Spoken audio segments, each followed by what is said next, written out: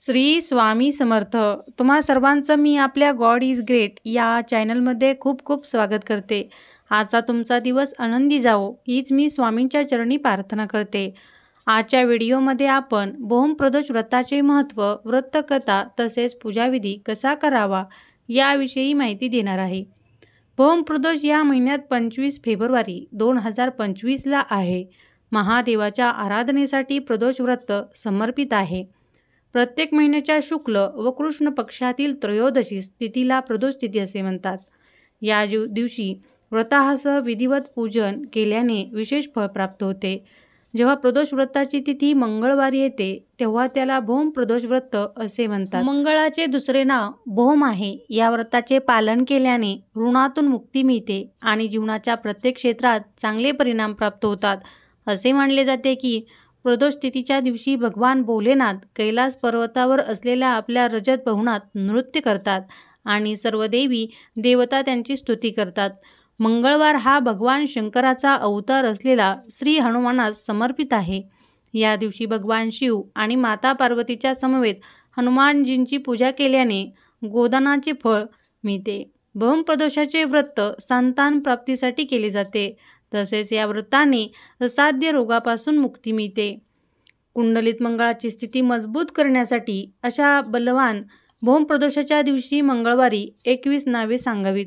व्रतासह प्रदोष व्रताची कथा वाचावी. या व्रताची पूजा केल्याने मंगळ ग्रहाला शांती मिळते. या दिवशी मोठ्या भावाचा आशीर्वाद घ्यावा आणि त्याला गोड खाऊ घाला.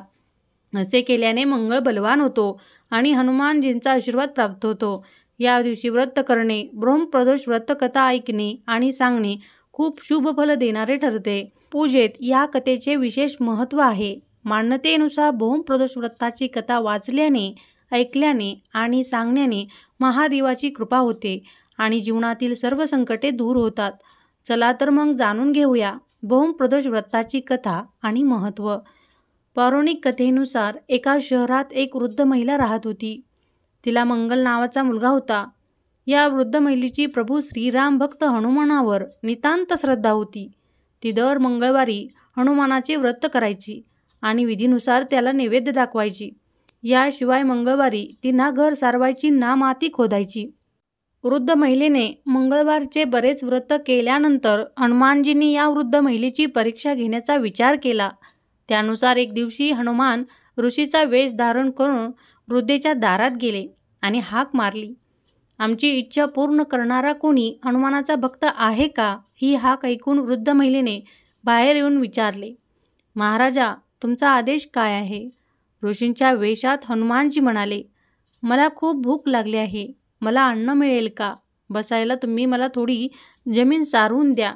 यावर ती वृद्ध महिला द्विधा मनस्थितीत येत तिने हात जोडून प्रार्थना केली की महाराज, आज जमीन सारवणे आणि माती खोदणे याविषयी तुम्ही सांगाल ते मी काम करायला तयार आहे. 3 वेळा परीक्षा घेतल्यानंतर ऋषींनी दुसरा पर्याय म्हणून वृद्ध महिलेला तुम्ही तुमच्या मुलाला बोलवून घ्या. मी त्याला जमिनीवर झोपून त्याच्या पाठीवर आग लावतो आणि अन्न शिजवतो. हे ऐकून वृद्ध महिलेच्या पायाखालची जमीन सरकली.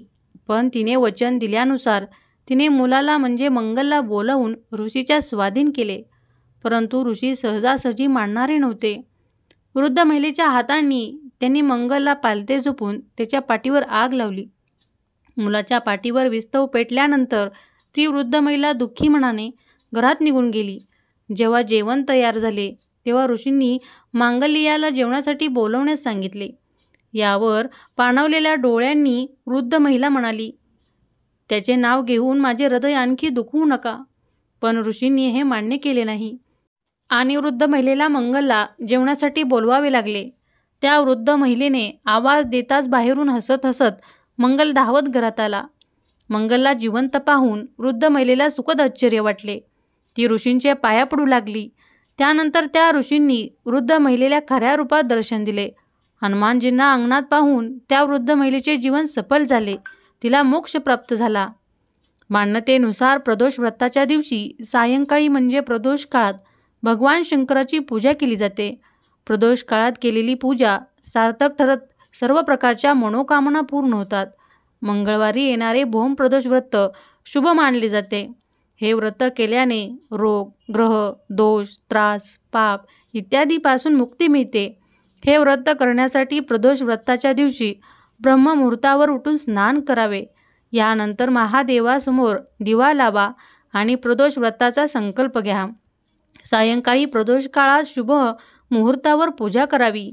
शिवलिंगावर गाईचे दूध, दही, तूप, मध आणि गंगाजल इत्यादीचा अभिषेक करावा. त्यानंतर शिवलिंगावर पांढरे चंदन लावून बेलपत्र, फुले अर्पण करावे आणि शेवटी आरती करावी. श्री शंकराची आरती. लवतवते विक्राळ ब्रह्मांडी माळा, विषे कंठ काळा त्रिनेत्री ज्वाळा, लावण्य सुंदर मस्ताकी बाळा, ते तोणीय जल निर्मळ वाहे जुजुळा.